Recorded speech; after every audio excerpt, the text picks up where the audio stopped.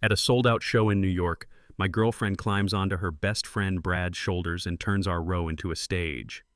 The lights hit her. Thousands scream. She points down at me. "You're taller. Way better than my boyfriend, Jack." Laughter detonates. Phones rise. In an instant, I'm not her date. I'm the punchline. I don't shove. I don't shout. I feel the noise drop out like someone pulled the plug on the world. It's me, her, and the truth she finally said out loud. I look up, nod once, and walk. The crowd parts like it knows this is the end of something. Cool night air. One breath. Here's what she didn't understand. You don't humiliate a man who builds his life on discipline and expect him to stay and clap. By sunrise, my apartment will be mine again. By the end of the week, she'll be begging. And Brad? He's about to learn what consequences feel like. I'm Jack, 33. I run a neighborhood gym in Dallas, the kind with rubber mats that smell like effort and a chalk cloud hanging in the afternoon light. My day starts at 5 a.m. Coffee, logbook, deadlifts. I'm not fancy, but I'm consistent. My clients are teachers, cops, dads with weekend softball big league dreams. I teach them what saved me in my 20s. Discipline is a promise you keep with yourself. My father used to say, "Respect isn't loud, it shows up." That stuck. I don't drink much. I'm not above pizza, but I plan it. I fix what I break. I pay what I owe. People like me don't need attention. We need trust. That's the currency. When I love, I go all in. Pay the rent on time, change the oil, show up early to carry the heavy boxes. I thought I'd found someone who wanted that kind of life with me. I was wrong, and I didn't see it at first. Jessica blew in like a summer storm, bright, loud, impossible to ignore. She loved crowded patios, neon nails, pop anthems you shout more than sing. On our first date, she made the bartender laugh so hard he almost spilled. She told stories with her hands, like she was conducting an orchestra only she could hear. I liked her spark. You get older and you notice how many rooms feel dim. She turned lights back on. She called me steady, said it like a compliment and a warning. I heard the compliment. I missed the warning. She didn't mean harm, she meant heat. Nights out stretched late. Her phone lit up like a pinball machine. "It's just friends," she'd shrug. I told myself not to be a jealous guy. Grown men don't snoop. Grown men ask. So I asked. She kissed my cheek, promised I was the only one who mattered. For a while, I believed it. Then her best friend kept showing up. Brad shook my hand like he wanted to win the handshake. Tall, gym tan, permanent smirk. The first time we met, he called her kiddo and rubbed her shoulder with a thumb that lingered. "We've known each other forever," he said, like I'd asked. He laughed at jokes I didn't make. He talked like a radio host, filling silence so nobody could hear what mattered.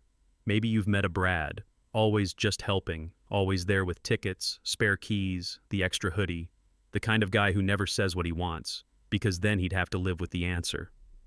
I watched his eyes when she stood up. They didn't look like a brother's eyes. I tried to give him grace. You can't fight ghosts without looking crazy. Still, a man knows when another man has stepped over a line. It wasn't jealousy. It was pattern recognition. He wasn't an accident in her life. He was a choice. That truth doesn't shout. It stares back, steady. I started small.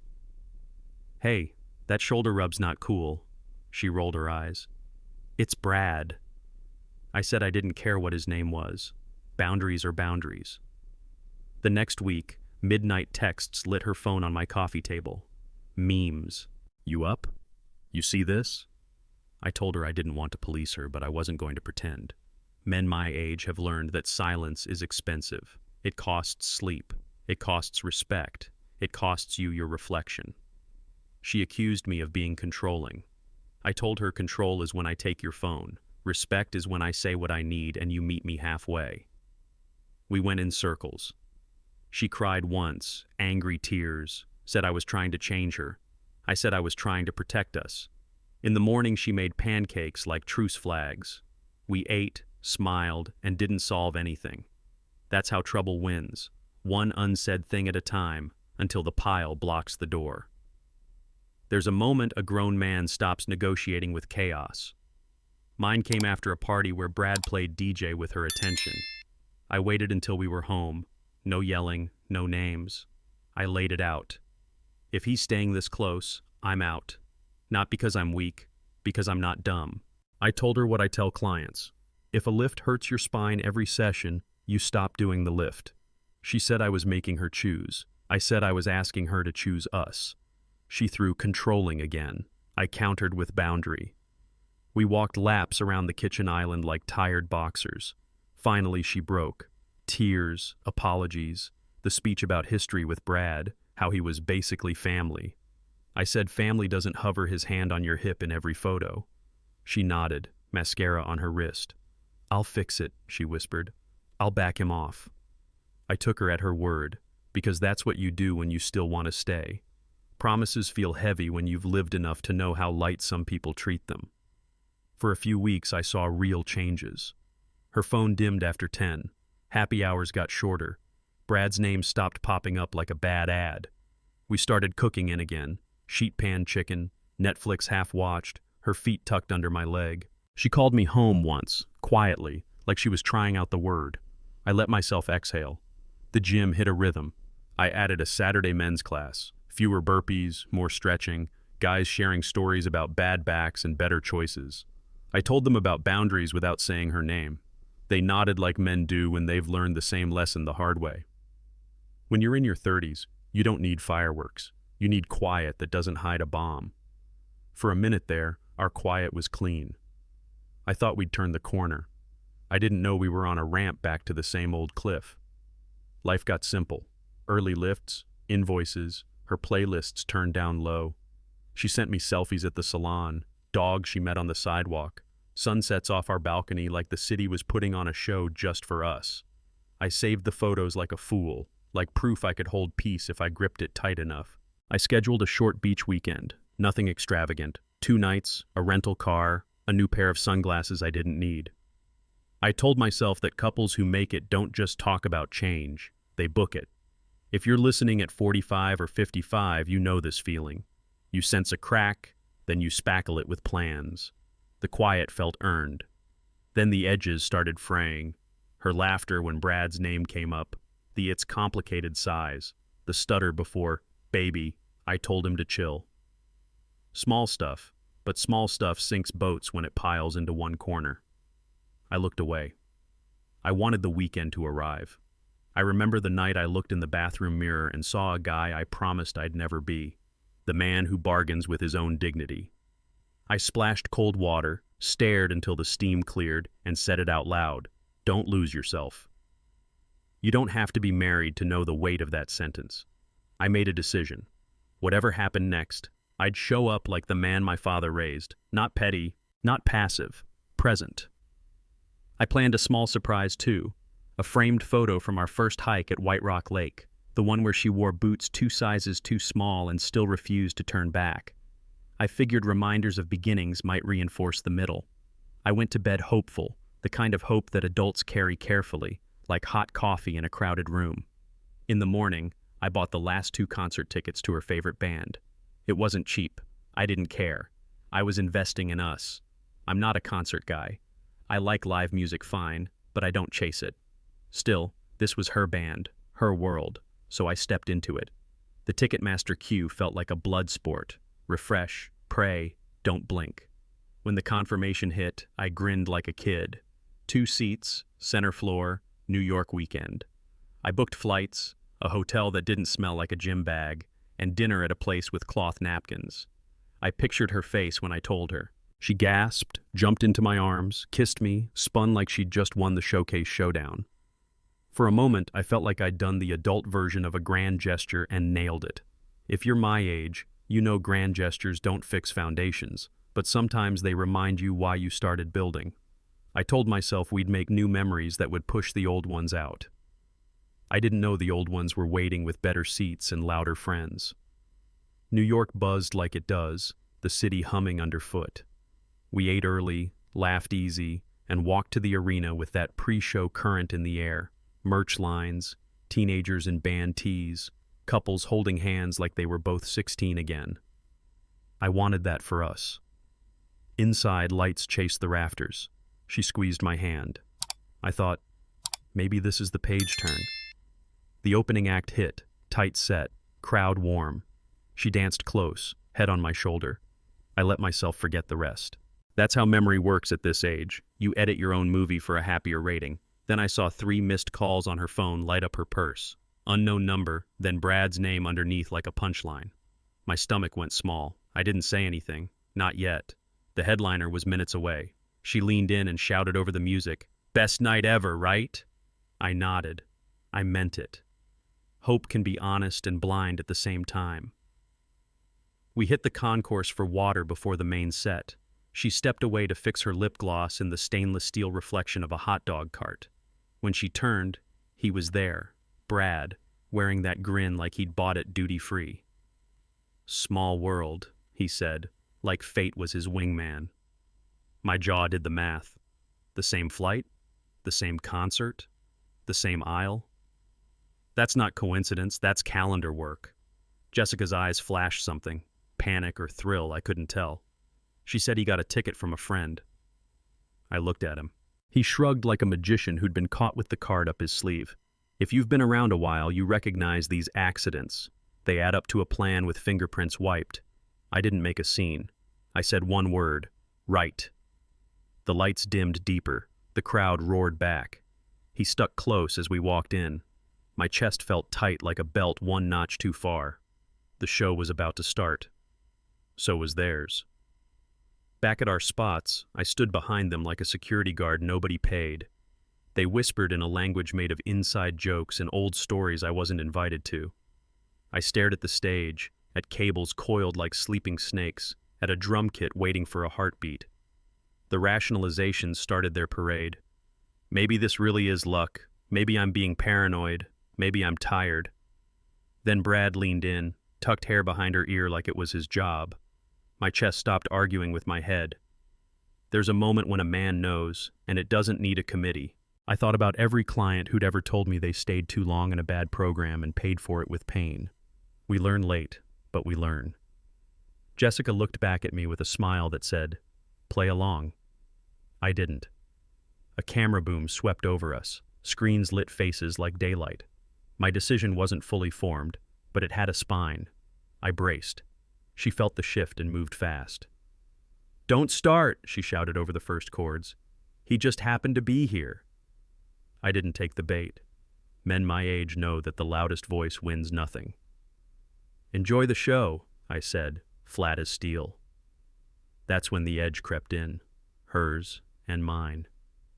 She pouted for 5 seconds like we were back in our 20s, not standing on the edge of something grown. Brad threw me that little victorious smirk, the look men use when they think they've won before the bell rings. I pictured my logbook at the gym, the clean columns, the way progress doesn't lie. If you want a better deadlift, you stop cheating. If you want a better life, you stop pretending. The chorus hit, lights flashed. Jessica reached for me like nothing was wrong. I didn't move. I was done being the backdrop. The crowd pressed forward. Her eyes went hard. She turned away from me and toward the attention. When she complained she couldn't see, I offered to slide to the side. "My back's not great," I said, practical as a carpenter. She gave me that look, the one that says you failed a test she never told you about. Then she spun to Brad with a smile built for an audience. He crouched. She climbed. The section lifted their phones like torches. For a second, I was outside my own body, watching the scene like a man watches a younger version of himself make a mistake on replay. She pointed down at me. "You already know the line." It landed like a slap the crowd paid to hear. People laughed. Brad's smirk turned into something uglier. And then, finally, the noise fell out of my head. The doubt, the bargaining, the hope, gone. Not anger. Clarity. I looked up, nodded once to the truth, and stepped away. The people around me moved like they felt it too. A hallway opened. I walked toward the air. I told myself to focus on the stage. The crew moved like a pit crew, tuning guitars, checking mics, rolling cables tight as a drill sergeant's bed. I've coached guys through plateaus. Sometimes the work is ignoring the noise until the lift is done. So I did that, breathed in, hands on the rail, eyes forward. She leaned into the music, and for a minute I let the tempo rinse the day off. The arena had that warm buzz, beer, popcorn, the thump under your ribs. I thought about my Saturday class back home, oldies on the speaker, guys swapping dad jokes between sets. That steadiness felt close enough to touch. "Enjoy the show," I told myself out loud, voice swallowed by the crowd.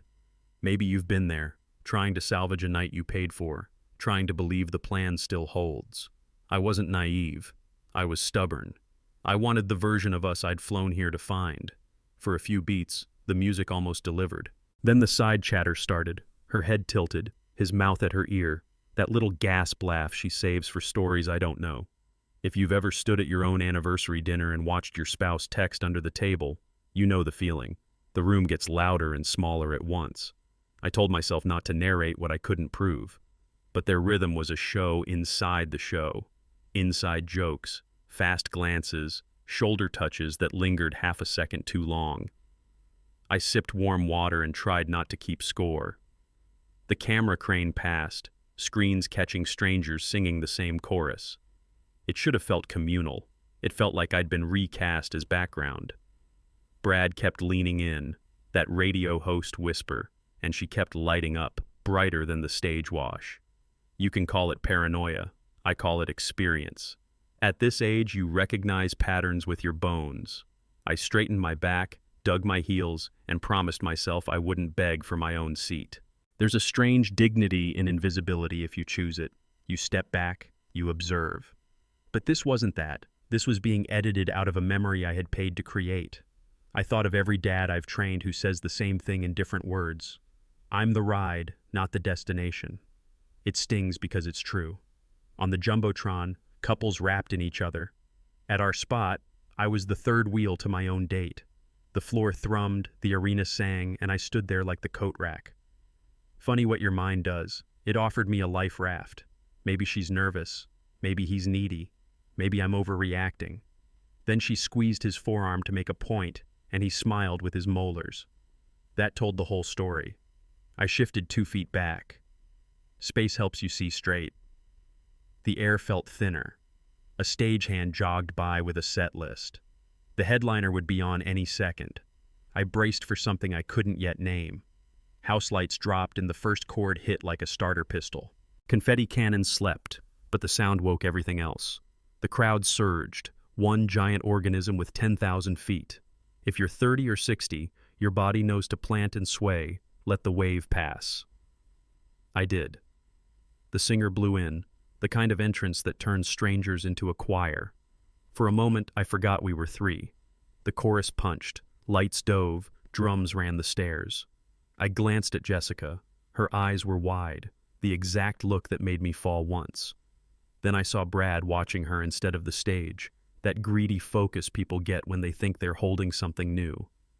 The floor shifted again. I locked my knees without meaning to, the way you do when a ladder wobbles. The phones rose like a midnight forest. I kept my hands low. The roar climbed to the rafters. The next move was coming. I could feel it on my skin like static. Between songs, she turned, breathless. "I can't see anything," she shouted, pointing at a wall of shoulders ahead. It was true. The floor was a forest of taller people in baseball caps. I offered the fix every grown man knows. Slide left with me. There's space by the aisle. Practical. Safe. She frowned like I'd suggested we leave early to beat traffic.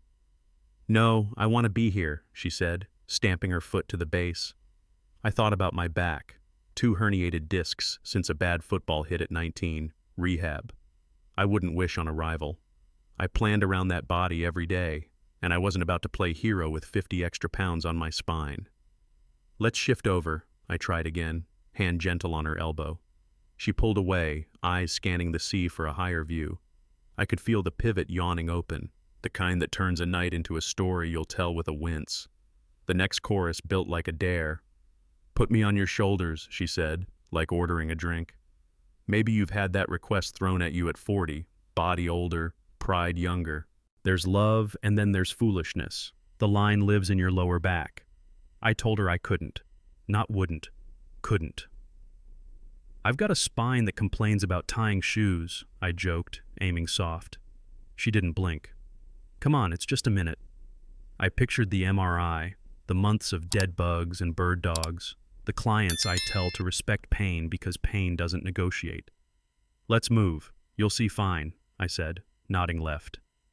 She sighed, big and theatrical, the kind of sigh people use when they want the section to turn against you. Somewhere behind us a kid yelled, "Do it!" like I was an on-call stepladder. My jaw worked. I kept my voice low. I'm not built for that tonight. She crossed her arms, then let them fall with a stage-ready resignation. When she turned, I already knew the line she'd cross. I've learned that no is a complete sentence, but it never feels complete in the moment. It feels like an invitation to be tested. I stood my ground, not unkind, just firm. I want you to have fun, I added, because truth doesn't require cruelty. She rolled her eyes the way people do when you won't play along with a script they're directing. Brad leaned in. I can help, he said, too quickly, like he'd been waiting off stage for his cue. I caught my breath, let it out. This is the part older men will understand. Your body keeps a ledger. Every time you betray it, it collects interest. I wasn't going into debt for optics. We're heading left, I said again, offering my hand. She didn't take it. Her smile clicked on. Bright, public, not for me. Brad will do it, she announced, already pivoting. The people around us turned, hungry for spectacle.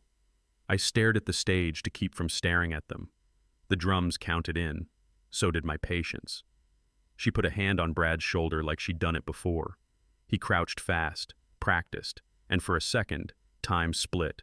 One version where she stepped back toward me, and this one where she climbed. Easy, he said, hands on her calves, and she laughed too loud, the laugh that auditions for cameras. I felt heat in my face, not rage, something colder. I saw the path fork and watched her choose. If you've walked a daughter down a wedding aisle or watched a son grab a diploma, you know choices change rooms. This choice collapsed one. People nearby started cheering like we were all in on a prank, like my life was a bit between songs. I had the urge to explain myself to strangers, an urge I swatted down. I don't explain my squats. I don't explain my boundaries. She lifted higher, arms out, playing queen of a rented kingdom. Brad grinned up at her like he'd found a shortcut. The bass dropped. My stomach did too. On his shoulders, she became 10 feet tall. The floor camera swung, and her face flashed on the side screens. Lip gloss, victory, a little glitter of someone who thinks attention is oxygen. The section erupted. Hands up. Whoops. That chant people start when they want chaos to become choreography. I stepped back another foot, an instinct older than pride. Get clear of falling things. The band hit the chorus, and she started conducting, riding the beat like a surfer on a borrowed wave. Brad locked his hands, showing off, and I saw it land on him, the feeling of more than friend. That's when my hearing went funny. I could see mouths moving, lights strobing, but the sound tunneled. My world narrowed to 3 people: the man I refused to be, the woman I wanted to believe, and the boy who mistook access for a rival. Somewhere someone yelled, "Say something!" I didn't. I watched. You don't interrupt a confession. You let it finish in its own voice. She looked down, and because Brad was taller than me, she literally looked down. Her smile sharpened.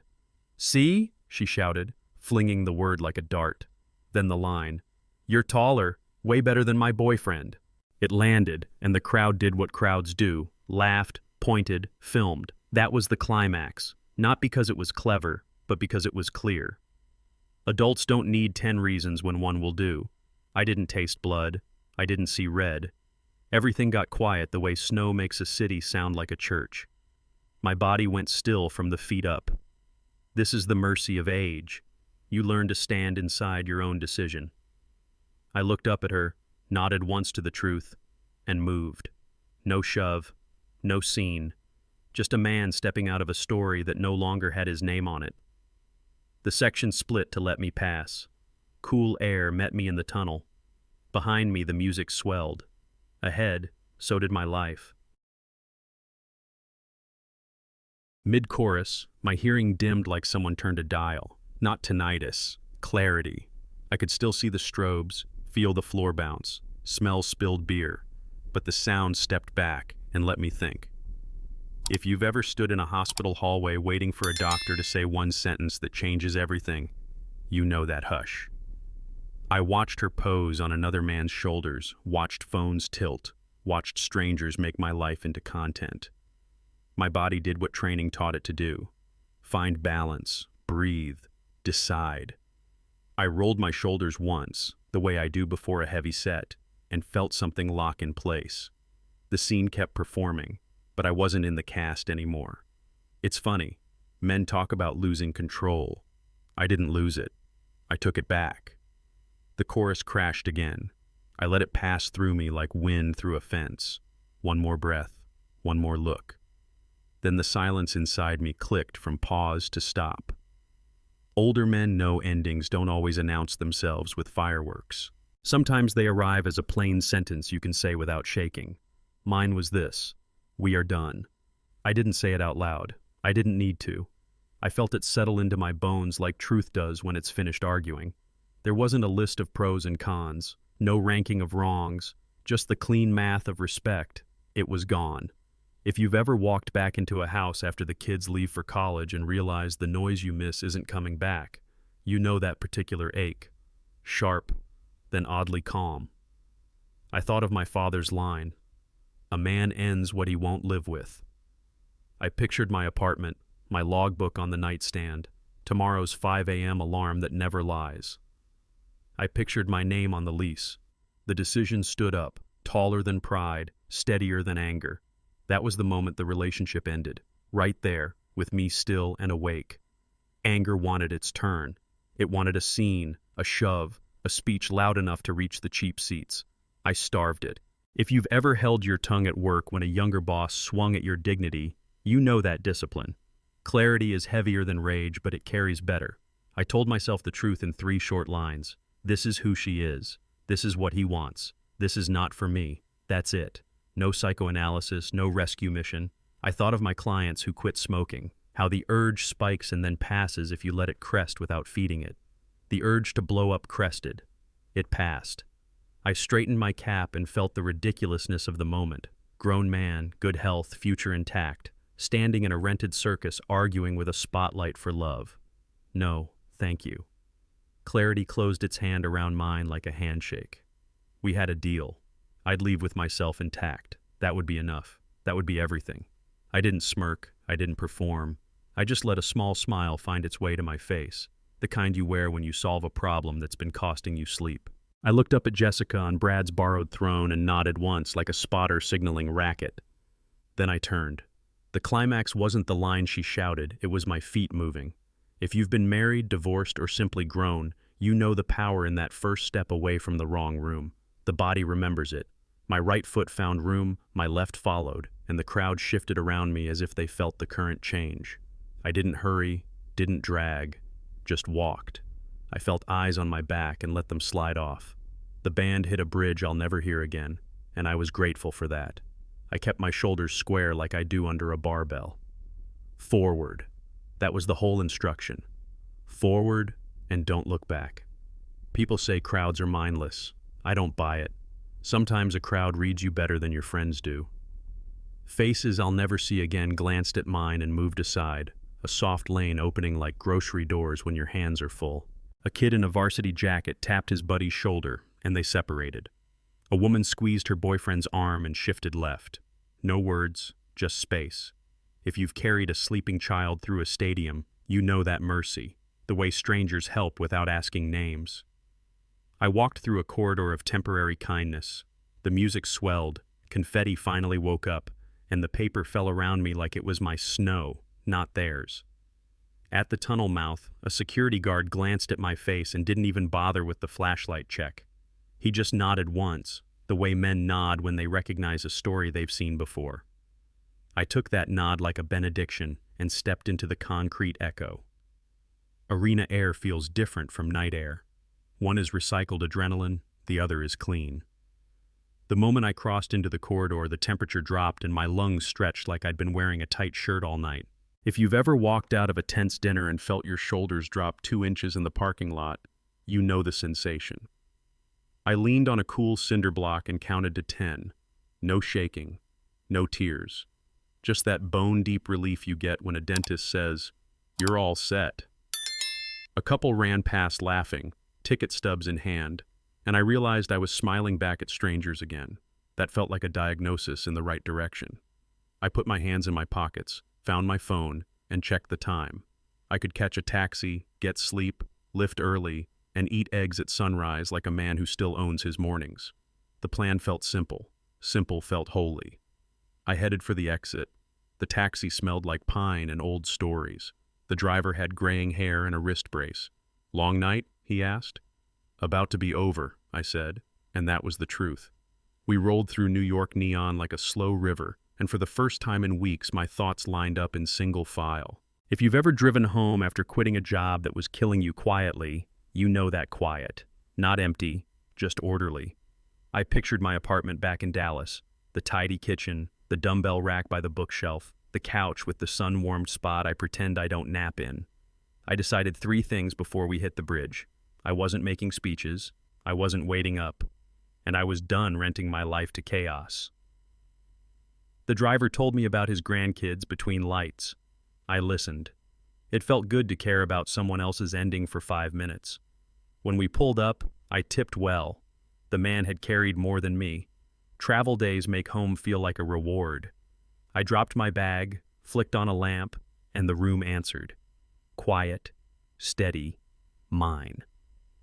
I checked the deadbolt out of habit, then turned it with a click that sounded like a boundary closing. If you've lived alone and then lived with someone, you know the language of a house. Tonight, my place spoke clearly. I walked the perimeter like I do the gym after hours. Lights, faucets, lids. Order resets me. I set my keys in the dish, lined up my shoes, and pulled a bin from the closet. Not angry, prepared. There's a difference. I wasn't going to throw things or break what we both paid for. I was going to make this easy to understand. My lease, my furniture, my timeline. I texted a buddy. "You up?" He sent a thumbs up back. Good. Witnesses matter, even when you don't need them. I poured a glass of water, took a sip, and looked at the bedroom door. Time to get to work. I pulled her suitcase from under the bed, the expensive one she loved because it rolled smooth and looked like a magazine ad. I opened drawers and packed like a professional, shirts folded, bottles capped, jewelry nested in a scarf. Respect for property isn't the same as permission to stay. If you've helped an aging parent downsize, you know the tenderness of moving someone's life without breaking it. I kept that tenderness, even now. Bathroom first, makeup bag, hairdryer, the perfume that smelled like Saturday nights. Then the closet, heels in pairs, the jacket I bought her on that cold snap in March. No theatrics, no notes, just a clean exit kit. I left the framed photos face down on the dresser. Some good memories don't deserve the trash. They deserve the dark. Somewhere in the 5th drawer I found the hoodie I thought I'd lost. I folded it on my side of the bed. Progress has a shape. Zipper teeth lined up, handles nested, wheels ready. By midnight, the apartment looked like a hotel room after checkout. Surfaces clear, corners honest. I lined her suitcases by the front door, handles extended, the message simple enough to read without words. If you've ever stacked moving boxes by a threshold, you know that geometry, how the rectangle of a packed life can both hurt and heal. I took one last lap. Toothbrush? In. Chargers? Coiled. Spare key? In a bowl on the hall table, next to a note with the building office hours if she needed to schedule a pickup. I didn't sign it. I didn't have to. I set my phone on Do Not Disturb, but left the doorbell camera on. Not to gloat, just to avoid surprises. Then I sat on the couch, the game on low, and waited the way a homeowner waits for a storm he's already boarded up for. The climax wasn't the bang I expected. It was the calm that settled over my shoulders like a heavy, warm blanket. I was ready. Sometime after 2, the hallway camera pinged. Laughter, keys jangling like wind chimes with bad timing. If you've ever waited up for a teenager to come home past curfew, you know that mix of calm and resolve. I turned the TV volume down and stood where I could see the screen. Jessica's key slid into the lock, met the deadbolt, stopped. Confusion first, then louder confusion. "The door's stuck," she shouted, like doors develop attitudes. Brad leaned into the peephole camera frame, sloppy grin, arm around her shoulders like a claim tag. I didn't move. I let the lock do the talking. The knocking began, a light patter, then the kind of banging that says, "We think volume equals authority." It doesn't. I set my glass on a coaster, breathed slow, and remembered the choice I'd made in the arena. This wasn't revenge, it was follow-through. She covered the camera with her palm. Darkness filled the screen. I smiled at the black square and waited for the phone to ring. The phone lit up. I let it buzz once, twice, then answered. "Something's wrong with your door," she announced, voice riding the edge of a sob and a scold. "Nothing's wrong," I said. "It's locked." A beat of silence where you could hear a weekend's worth of excuses looking for their shoes. "Unlock it," Brad barked from behind her, like a guy ordering fries from a closed window. "You can't be serious." I stayed seated, eyes on the tiny live feed where their shapes shifted in the hall light. "I am," I said, even. "Doors are simple. So are sentences when you mean them." She rattled the handle. He shoulder-checked the wood and bounced. If you've ever watched someone ignore physics, you know the second-hand embarrassment. "Stop," I said through the phone. "You'll hurt yourself and my door." The line went quiet except for their breathing. My apartment felt bigger somehow, like a room breathes easier when you believe yourself. "Go home," I added. "We're done here." She tried a new tactic. Whimper turned righteous. "You're really doing this? Over a joke? If you're over 30, you've had someone rebrand your pain as humor. You don't live here anymore," I said. 7 words, solid as a stud in the wall. She gasped like the air had changed temperature. "Jack." "Bags are by the door," I added, because clarity is kindness even when it's sharp. Brad muttered something that rhymed with coward. I ignored him. She went back to pleading. The apology salad. Too much to drink. Wrong crowd. Didn't mean it. I didn't grade it. I'm not a teacher. "No speeches," I said. "No more spin." For a moment, nobody made a sound. The quiet had weight. It reminded me of the hush before a heavy lift, the pause where commitment lives. "Hang up, Jess," Brad said, impatient now. She didn't. I did. The phone went still in my hand. The decision echoed in the room like a gavel nobody could appeal. The banging came back, angrier, as if the door owed them an apology. I stood up, walked to the entry, and spoke through the wood with the even tone you use when a dog is barking at its own reflection. "Brad, take it easy on my door," I called. "You're going to need that shoulder to carry her bags." If you've ever diffused a bar argument with one dry line, you know the tiny pleasure of it. The banging stopped. Whispering replaced it, strategy drawn up by people who think persistence can outmuscle principle. Then came the threats. "We'll call the cops." "Do it," I said. "I'll show them the camera footage of you trying to break in." More silence. The hallway lights cycled off and on, as if the building itself was tired of the show. In the camera's fisheye, they looked small, 2 actors who missed the note that the curtain had fallen. Finally, their shapes receded. Shoes on carpet, elevator bell, hallway empty. That sound was relief. I'm not proud of the next part, but I'm not sorry either. As their footsteps dragged away, I opened the peephole and said, "Careful on the stairs, Brad. She'll need you to carry those bags." Was it a jab? Sure. But older men will understand. Sometimes a clean cut needs a stitch of gallows humor. The camera caught Jessica turning, hand on hip, syllables loaded. She thought better of it. Good. Not every word deserves daylight. I closed the second lock, set the security bar, and stood there a moment, palm flat against the cool wood. The apartment hummed. Air vent, fridge, the little sounds you only hear when your head stops buzzing. I went back to the couch, turned the game up a notch, and let the announcer's calm cadence wash the hallway out of my system. Somewhere in the second quarter, I laughed for the first time all night, short, honest, not because I won, because I finally stopped playing. Sleep didn't come quick, but rest did. I stretched on the floor like I tell my clients, hips, hamstrings, that finicky low back. The room felt wider, like a gym with the clutter put away. If you've ever taken a box of old junk to Goodwill and felt lighter coming home, you know the sensation. I set an alarm I didn't need and let the TV finish the game without me. When I woke, sunlight had drawn a clean line across the rug. I made coffee in silence and didn't feel lonely. I felt accurate. There's a difference your 30s teach you. While the kettle hissed, I checked the camera history. One last shot of them waiting for an elevator that took too long. Then nothing. No midnight return, no new drama. I ate eggs, answered a couple of client texts, and put on a playlist that sounds like construction. Steady drums, no surprises. The day ahead looked like a to-do list I wanted. That was new. That was peace. By 10, I'd moved the suitcases into the hallway. Handles out, zippers shut, like a curbside pickup for a life that didn't live here anymore. I propped the door while I worked, the way you do when you're moving a couch. Open enough to pass, guarded enough to keep. A neighbor in slippers shuffled by, glanced at the luggage, then at me. He didn't ask. He nodded, the kind men trade when words would only make a thing messier. I slid a note under the top handle. Collected. Please arrange pickup. No signature. It didn't need provenance. It needed closure. I locked up, double-checked the peephole, and took a photo timestamped to my cloud. Not petty. Practical. If you've had paperwork save you later, you know the value of boring evidence.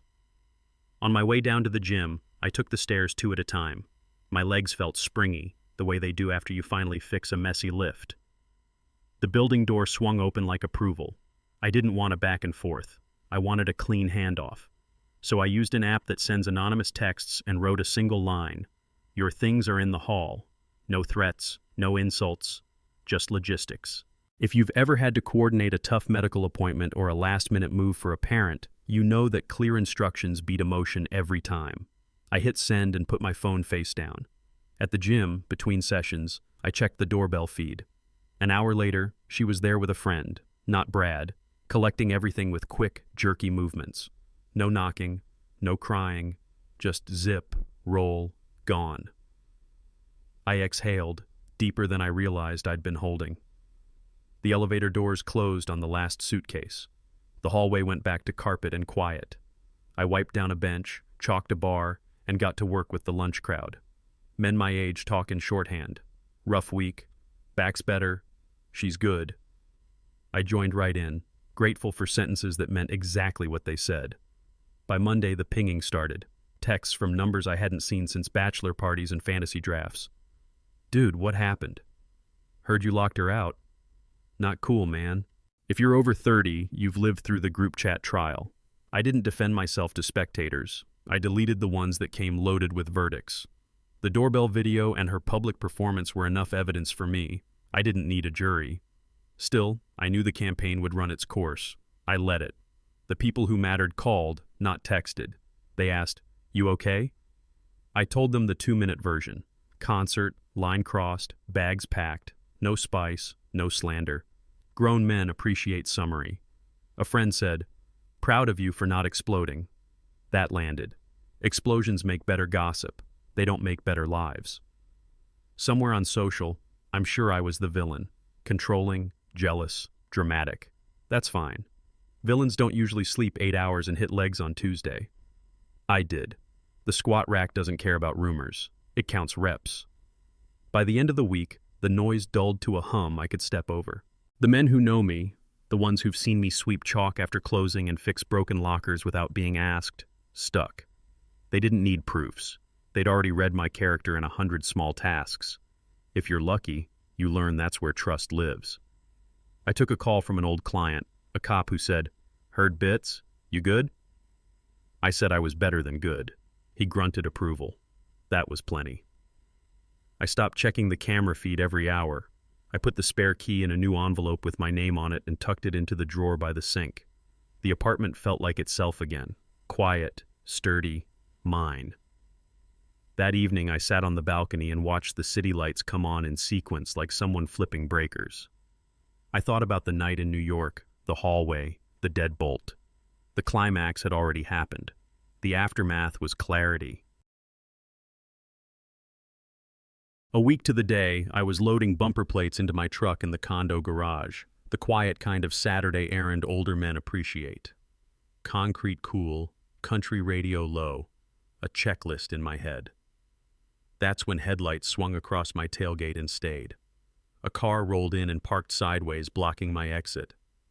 If you've ever had someone park across your driveway, you know the feeling. Annoyance first, then a slow, steady calm. I set a plate down and wiped my hands. Jessica got out, eyes red, voice already shaking. Brad climbed out slower, chin high, shoulders puffed like a peacock who'd been watching boxing highlights. The air smelled like brake dust and perfume. "We need to talk," she said, stepping toward me. I kept the tailgate between us, my first boundary, plain and metal. "No, we don't," I answered, even and clear. Silence pressed in. Somewhere a compressor kicked on, then died. The moment was small and big at the same time. This wasn't a reunion. It was an audit. Jessica moved into her script, apologies, explanations, a rewind only she could believe. "I messed up. I was drunk. It was a joke. If you're over 30, you know the dance. The past edited in real time, the present bent to avoid the bill." I let her talk until the echo wore off the words. "I'm not here for a rewrite," I said.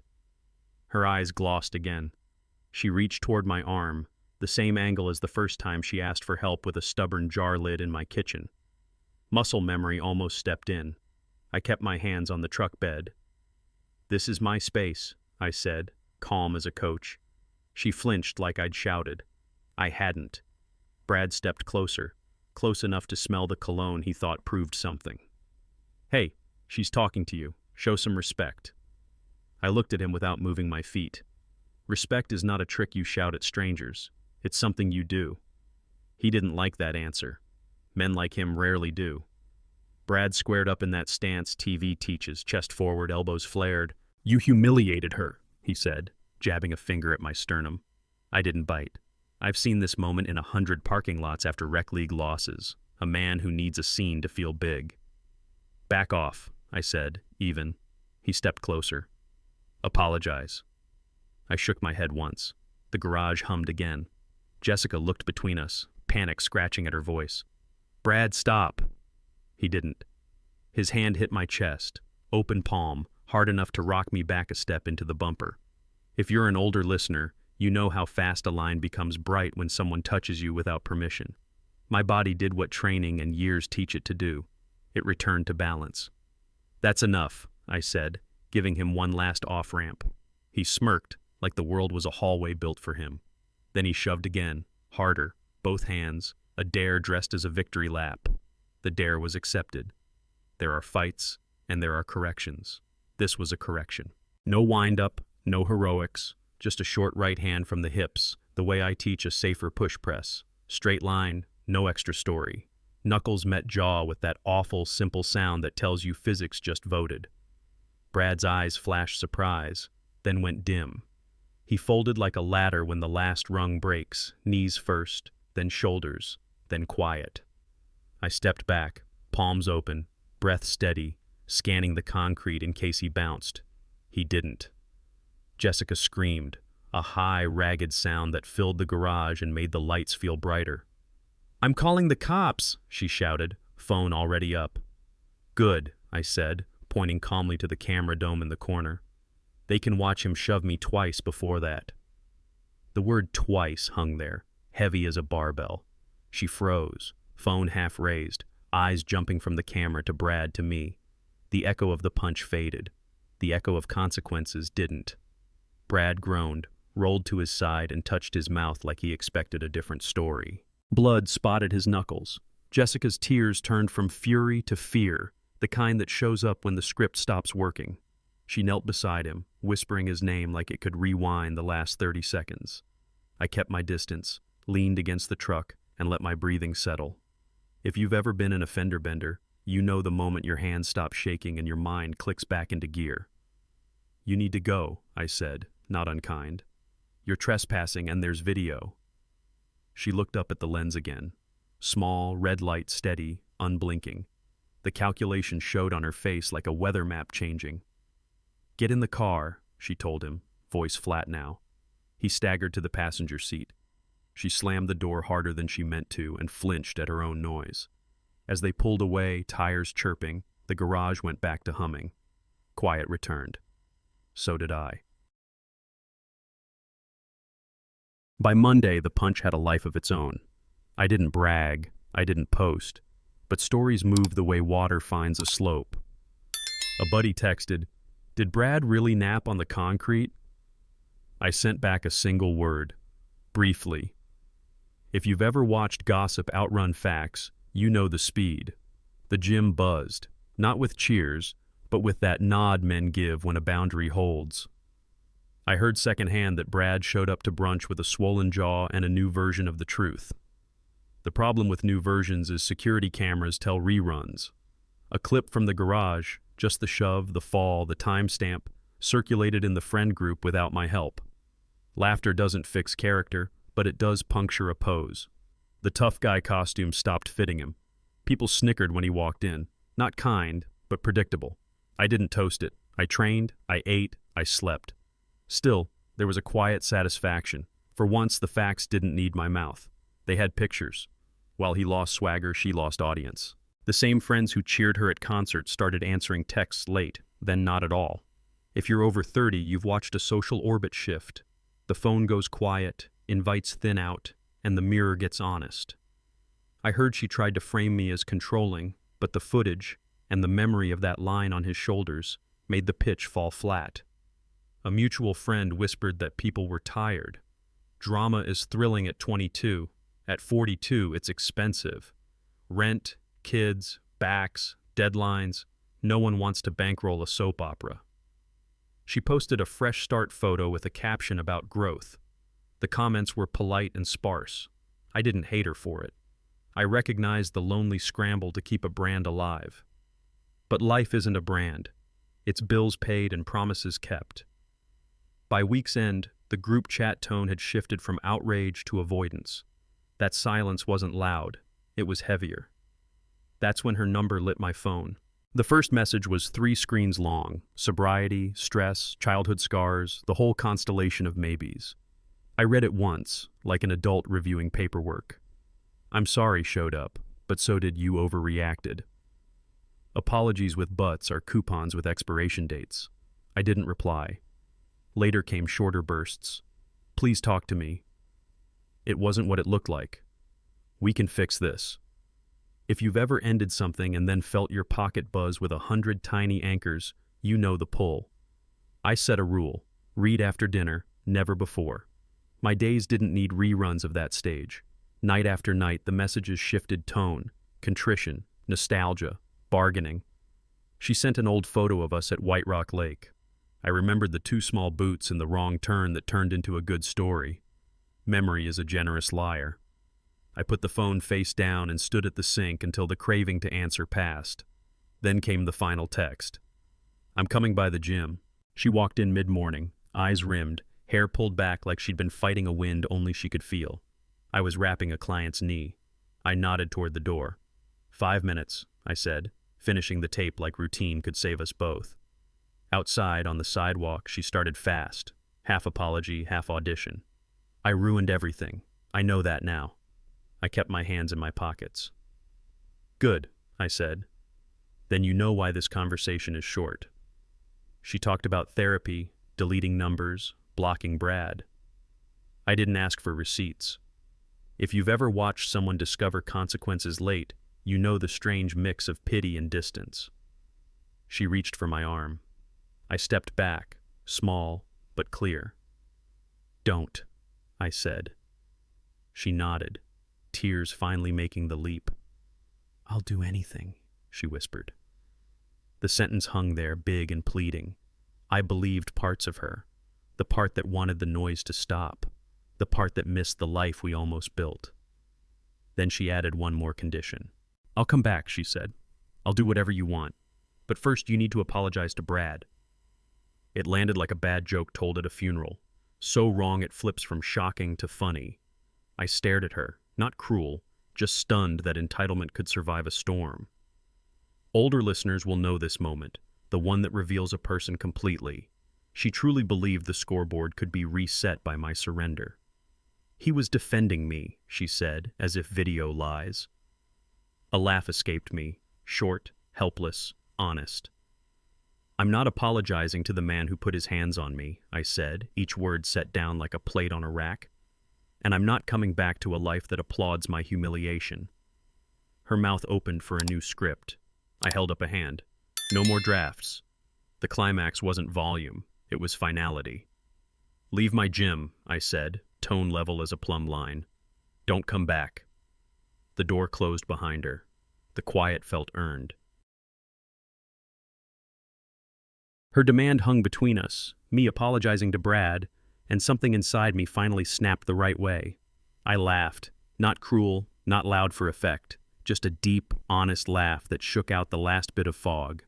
If you're over 30, you've had that laugh in a lawyer's office or a school meeting, the moment you realize the story someone's selling doesn't include reality. She blinked, confused, like a magician whose trick flopped. That's when I saw it clearly. She still thought she was the prize, and I was the contestant. There's freedom in seeing the scoreboard for what it is.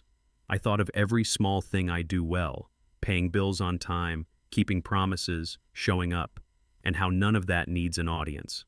My life didn't require her approval. It required my signature. I straightened, calm as a plumb line. The joke wasn't her. The joke was me ever thinking I had to audition for a part in my own home. The laugh ended. The answer didn't. I didn't negotiate. I didn't explain. Get out, I said, voice even as a level. Don't ever come back. That was the climax, not because I shouted, but because I meant it. If you've ever told a contractor, we're done here, after the 5th missed appointment, you know the relief that comes with finality. She tried to mount one last scene, tears, the trembling lip, the promise of change, but the stage was gone. This was a sidewalk in daylight with traffic rolling by and a man who no longer rented space in his head to chaos. I opened the gym door, held it without ceremony, and waited. She hesitated, like people do when there's a small chance a soft heart might appear. It didn't. She stepped out. The door closed with that hydraulic sigh buildings make when they agree with you. I locked it, turned the sign, and went back to my client, who asked, "We doing lunges or what?" "Lunges," I said. Life resumed. Better, not bitter. Time has a way of grading choices. 6 months later, the report card looked clean. The gym grew. More Saturday men, more quiet jokes, more backs that stopped hurting. My sleep came back like a dog that finally trusts the yard. I heard about Jessica and Brad the way you hear about weather in a town you moved from. Secondhand, delayed, distant. They tried to make a couple out of chemistry built on rebellion. Without me in the triangle, the shape wouldn't stand. A public fight at a bar. A dramatic breakup. The same friends who once cheered now checked the time. Rent due, tips thin, parents' couch. None of it made me gloat. It made me grateful. If you're older, you know the difference. Revenge that needs witnesses is just theater. The real thing is a quiet morning, coffee that tastes like steadiness, a bank app that doesn't surprise you. I stopped counting the days since the concert, counting forward beat, counting back. Peace keeps better records than pride. I saw her by accident. Saturday night, casual date at a chain restaurant where the menus are sticky and the fries are perfect. The hostess led us to a booth. Jessica turned from the service station with a tray and froze. Color drained fast, like someone pulled a plug. She whispered to a coworker and vanished through the swinging door. My date raised an eyebrow. "You know her?" I took a breath that didn't hurt. "Long story," I said, which was true and merciful. We split a burger and laughed about small things, bad movie trailers, people who clap when the plane lands. If you've ever run into your past and watched it run away from you, you know that gentle closure. No speeches, no revenge stare, just a simple inventory. I felt calm, hungry, alive. When the check came, I tipped well, for the server who stayed and for the man who did too. On the way out, the door swung open. I didn't look back. I didn't need to. Here's what the whole mess taught me. Revenge isn't the punch, and it isn't the deadbolt. Those were moments. Revenge is a life you build after the noise, quiet mornings, a back that doesn't ache from stress, a bank account that matches your habits, friends who answer when you call. I didn't win at the concert or in the garage. I won when I refused to audition for their drama and walked off the stage for good. I lifted, I coached, I slept, I laughed again. That's not flashy, but it's solid. If you're 30 or 65, you know the value of solid. One line sums it up, and I mean every word. The best revenge is living well and walking away. If you've been the punchline, you get to choose. Perform for applause or protect your peace. I chose peace. Your turn. Drop a walk if you'd do the same, or stay if you'd have handled it differently. And if you think that's the end, it isn't. It's the start.